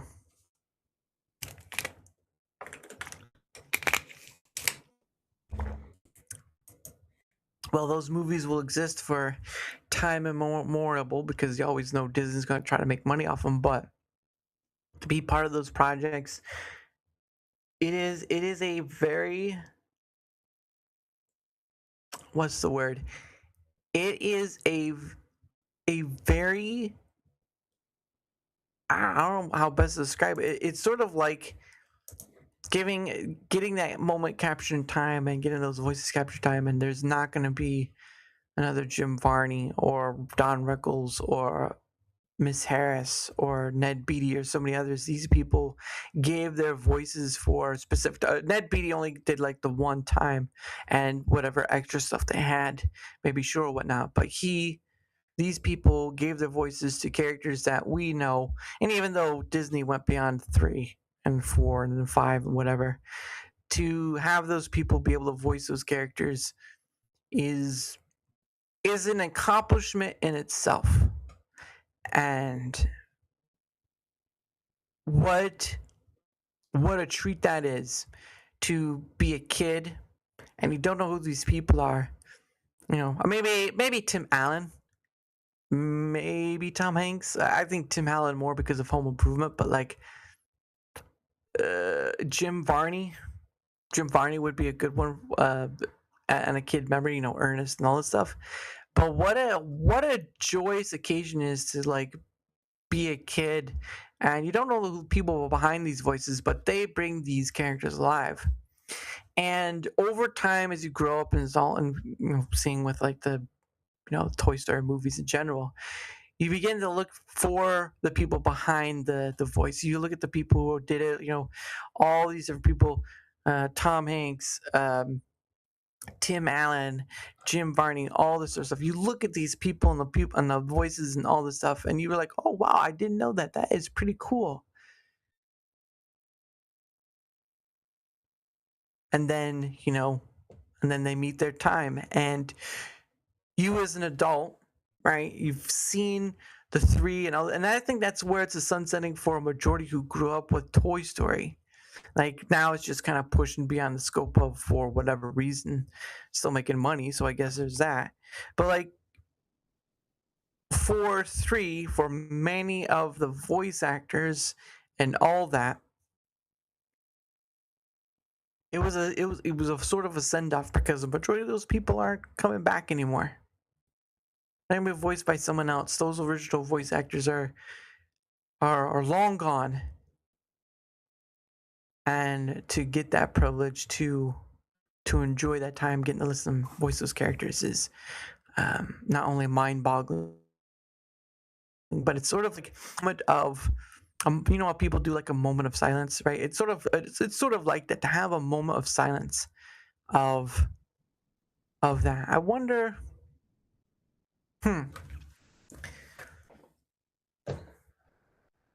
I wonder, as we are, slowly coming to the draw of the stream tonight, I wonder if people who are watching or people who watch this later would be interested in doing that. Would be interested in doing a moment of silence to not only kind of, you know, be grateful for what you have. If you have anything to be grateful, you can be a person who's not grateful for anything.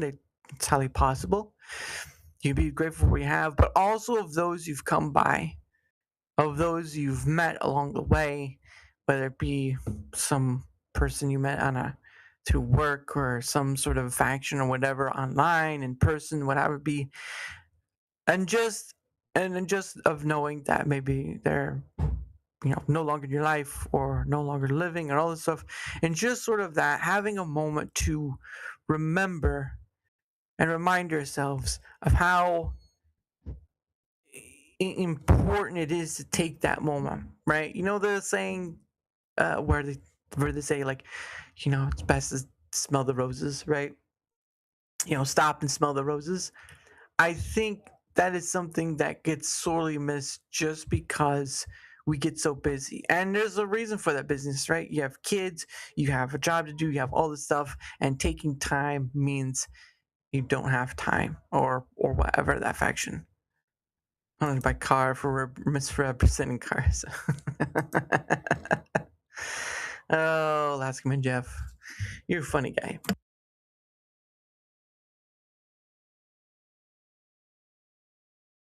But that's what I'm going to do. As we're going to come to the close of the show, I want to take a moment of silence. Not as sort of like, I don't know, not as sort of out as a selfish manner, but sort of like, I got allergies in the bee sting. Yeah, sure. Did it go up your nose?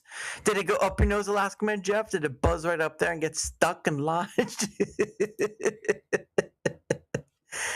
Oh man! But what I do is I don't know if any other person does this, and I don't care if they do. And you're welcome to join or not, or take do what you will. Solo day. Hey, I try, man. I try. Oh nope, that's the wrong one. Oh, what up, stuff? What up, stuff? Nice to see you, sir. Hope you're doing well. I hope the armor is still suiting you, by the way. But nice to see you again. But that's what I want to do.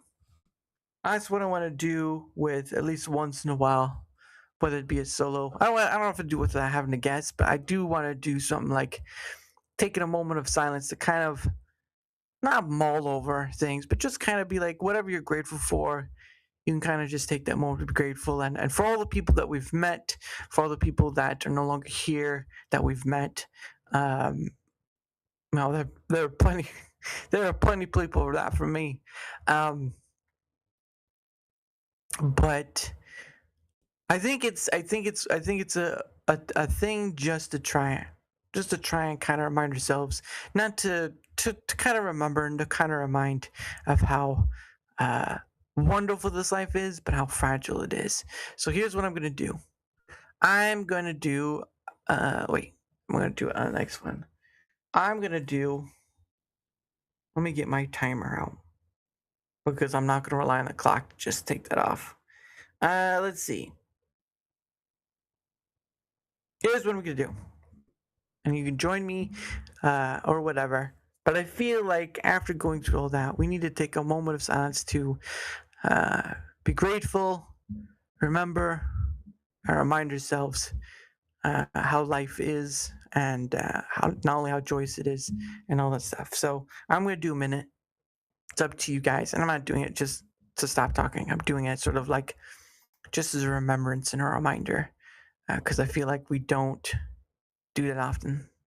It's easily broken. Yes, I know. I know, Ask Man Jeff. You're one of a kind. You're what's the candle in the wind? All right, so here we go. I'm gonna start it now. I'm gonna do a moment of silence. Join me or not, it's up to you. But I feel after that we kind of need it. So here we go. Just take a minute.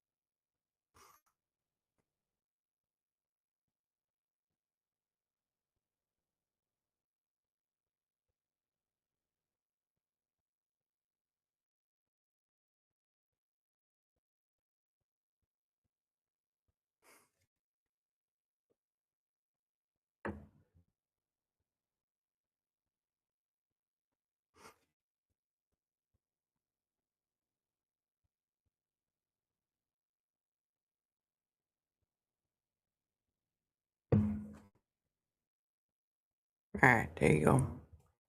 I did my minute. Thank you for joining me for that, by the way. People could have left. Like, it's boring. He's not saying anything. But I really do think we kind of need to do that once in a while.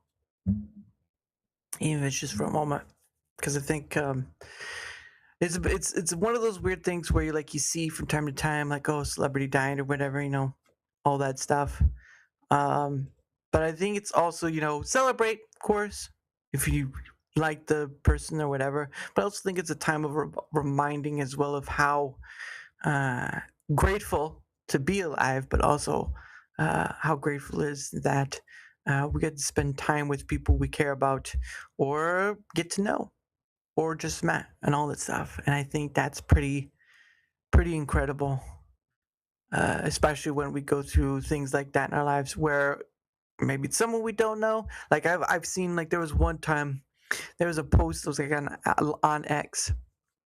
There was a post I came across, and the post basically said, it was I think it was an artist or whatnot, had been doing it forever, and of course I'll get to the post, but like their previous post was talking about difficulty.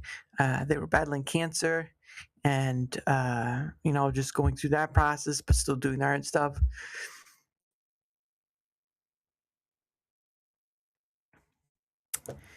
I don't know the person at all, but on Twitter X, it was coming across this post, and it was plain. It was just it was sort of like a plain sort of thing that was just set up for when something happened. And it basically was,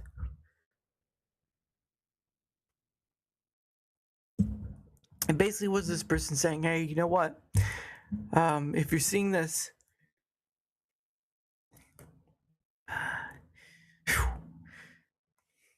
it's rough even that for someone you don't even know. If you're seeing this, know, I think it was the line of like, know that the cancer has taken me. Thanking their fans for appreciating the artwork and stuff.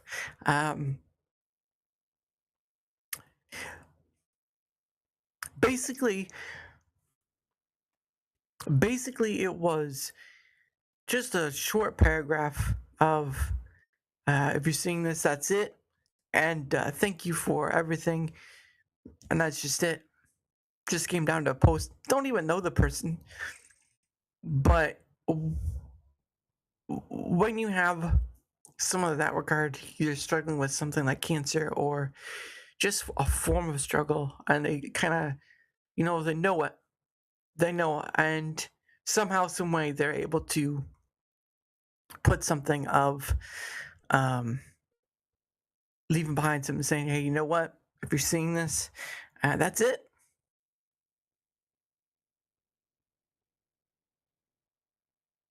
That's it. So whoever they were, I don't know.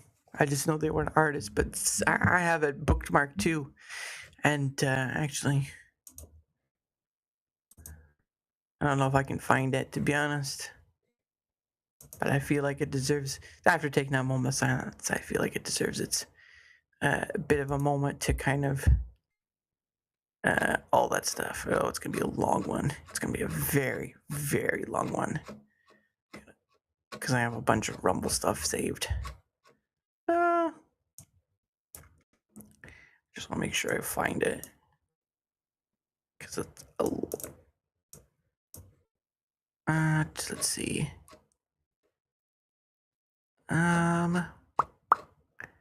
Ba-da-ba-ba-da-da-da.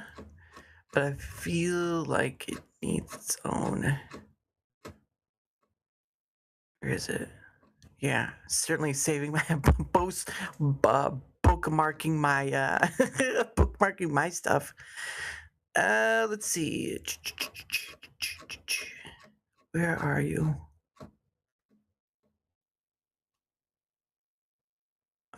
Don't tell me I didn't bookmark it. I swear I did. Swear I did. I have a lot of bookmarks on Rumble stuff. It tends to get lost. Do do do do do do. Da da da da da do. And Alaska Man Jeff says, I knew a guy who had a very severe cancer growing up. He was my age. When he passed, he had around 400 people show up to the funeral because he impacted so many people. Yeah, I had same with my grandfather. Now he didn't have cancer. He just got old. Although I think they said it was something was wrong with his heart. And so when he had passed, that was like hundreds of people came to see him. And it was just incredible. Oh man, don't tell me I didn't save it. I hope I did. I'm gonna keep going. God, it's here somewhere. I know it's here somewhere. Here we go. This is the one. Now I know there's gonna be some of the things in their bio that people aren't gonna agree with, and that's fine. Like, I'm not here to try to change your mind on that. I just want you. This is what I just came across. In regard to what I was talking about. So this is a post. Person's name is Joss, and I guess they've been struggling with cancer for a bit. But I figured to share it anyway because this is what I came across. Basically, artist's name is Joss, and before that, if you were to go to their profile, you would see like there's art and all this other stuff, but there's a post before they're talking about cancer and whatnot earlier, then just kind of different stuff, but then it came to this. If you're reading this, it means I recently passed due to my cancer. I would like to thank everyone for the support over the years. It's been so fun watching my shop grow into what it is today. I am so sad I haven't been able to make any artwork over the past year, but I'm sure now I'll be going off to a place where I can draw every day. Thank you again, everyone. This has been Joss.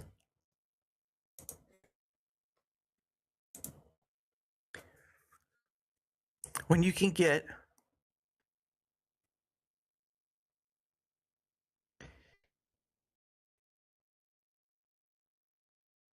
when everything can just end, a few words like that. So huge reminder. Huge reminder. But I figured to share that because I don't, again, going back to that moment of silence, I think people tend to forget that majority of people, no matter how much hard they try to be remembered, they usually end up being dust in the wind. And it's part of why I do what I do. Because I know many people don't want to be forgotten, even if it's just for the smallest thing they did. Even if they believe they weren't worth it. If they didn't believe what they did, in their life was worth it. We all make mistakes. We're all dumb people at some point. But some of us don't believe we have that worth. And so we tend to get forgotten by time. And part of why I do DaraChat, because so many people and all that stuff, at least the numbers can be there till at least someone gets remembered as they were. So, like, I don't know who Joss is. They might have been a great person in their life. I don't know. Certainly, you can go through their stuff and find and probably judge from there. But, like, to have pretty much everything come down to a paragraph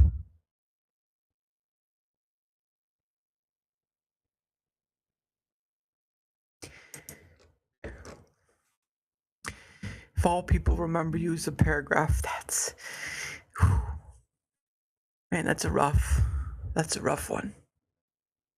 But I think that sometimes it's all we get is a paragraph. You hope it lasts long enough that at least someone looks into you, but it's life. Again, that's partly why I do DaraChat.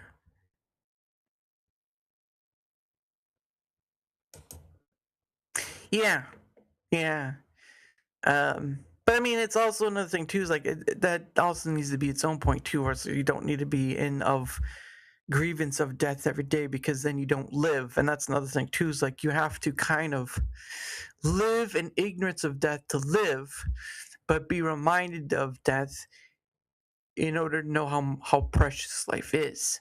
So it's kind of a paradox if you think about it. It's sort of a paradox in that regard if you think about it. But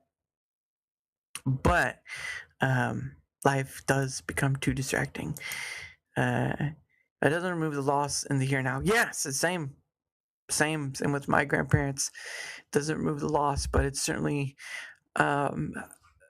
makes you at least try to remember whatever you can of them, whether it be of picture or video or whatever you have in your head. But even then, those slowly go away too.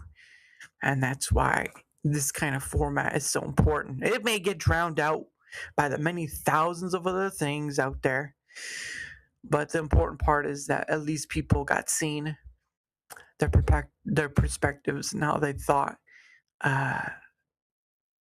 got seen as well, and you got to decide if they were worth remembering or not. And but for me, I feel like they got it, and that's that. That's that. But I bring it back. It's like when your whole life story can get down, when the person of you can get down to just a paragraph.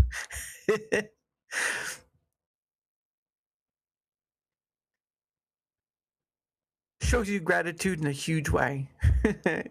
Shows you gratitude in a huge way. Anyway, I don't think I need to be sappy on it anymore. I think we're at that point. But anyway, moving on to getting through the promotional stuff, of course, whether you're on the Rumble side or YouTube side or any of the spaces. Thank you, Pepperon on Blaze. Thank you so much. Sorry I didn't see that. But I have to use Social Ninja to kind of see my chats from the other places. But again, whether you're on the Rumble side, YouTube side, or any of the other spaces, if you wouldn't mind leaving a like, comment, whatever it is, anything that helps the engagement factor is much appreciated, because not only does it help in being seen more, but it also helps in having other people on as well, as like Alaskaman Jeff, UB Legend, Tomby, so many other Stuff Central, so many other people. Again, over 365 various guests and counting. And that's right, ladies and gentlemen, and counting. And counting. And like I said before, part of the reason why I do this is so that the people get seen and their perspectives perspectives, thought process, and all that stuff. It's a sort of important part. But any help with the engagement factor is much appreciated. Of course, here are my links right here. You can go there. You can see where else I'm at. Obviously, of course, Rumble, YouTube, Blaze, Kick, all that stuff. It's all in there. Of course, the things that I support the show stuff as well as in there too. And of course, coming to that remark, I promote Proton in its many facets, whether it be Proton VPN, Drive, Pass, all that good stuff. I promote Proton because I believe in what they're trying to do, and I've talked to many people who use it, and they are happy with using it and all that stuff. And I'm promoting the Proton VPN right now. There's more information in that link, but also within that link, you can go make a free account. You can do a paid account. It doesn't matter to me which one you do, as long as you have something like this tool in your hand, because I truly believe in it, and I'm using it right now while I stream.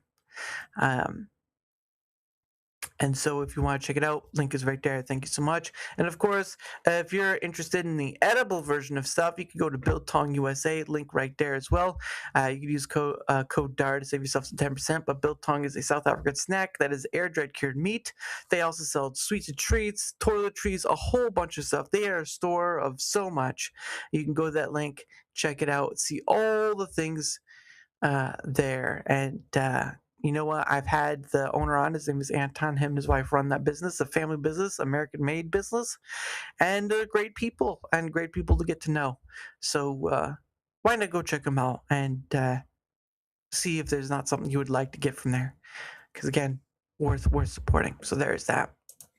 Alaskaman Jeff says, "Our life story is more than just a paragraph. As people like me believe and have its view, our life is only just beginning." Well, and I understand that. I was more of just putting it on the scope of for other people who may not see it that way and just saw what I showed. It's just sort of like a paragraph right there.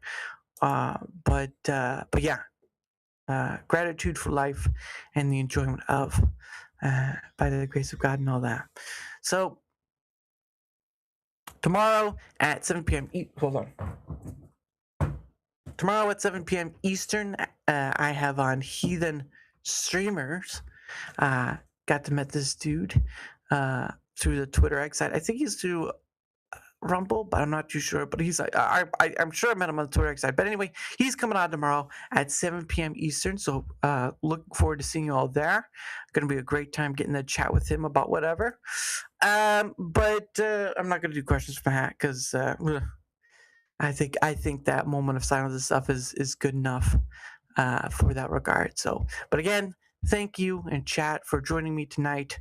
Whether you're here at the beginning or just got here at the end, you're always appreciated for stopping by and being part of the conversation, whatever that conversation may be. And thank you for joining in the moment of silence to kind of remind ourselves and to remember the joy of life and how fragile it can be.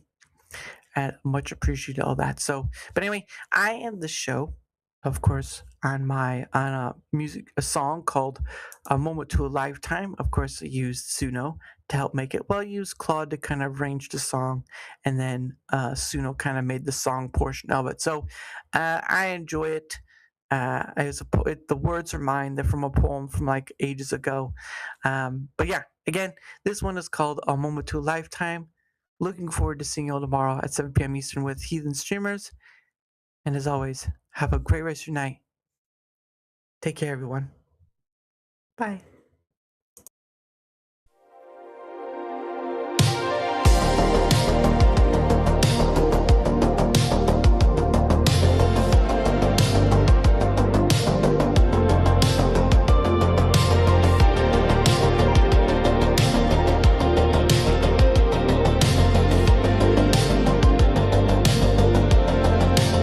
Give me a moment,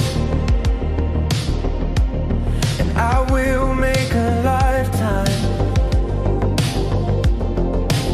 Give me a lifetime, and I will make something beyond recognition. Beyond recognition is a desire, a flame born of dreams forward. Yet dreams do not push beyond their scope. A recognition held back by reality. But reality's a dreaming way to come true, and be reality. So what do you wish? What is your desired reality? In truth, maybe not much. In truth, maybe it is. Only you can weave the dreams of wanting reality to form, and then, only then,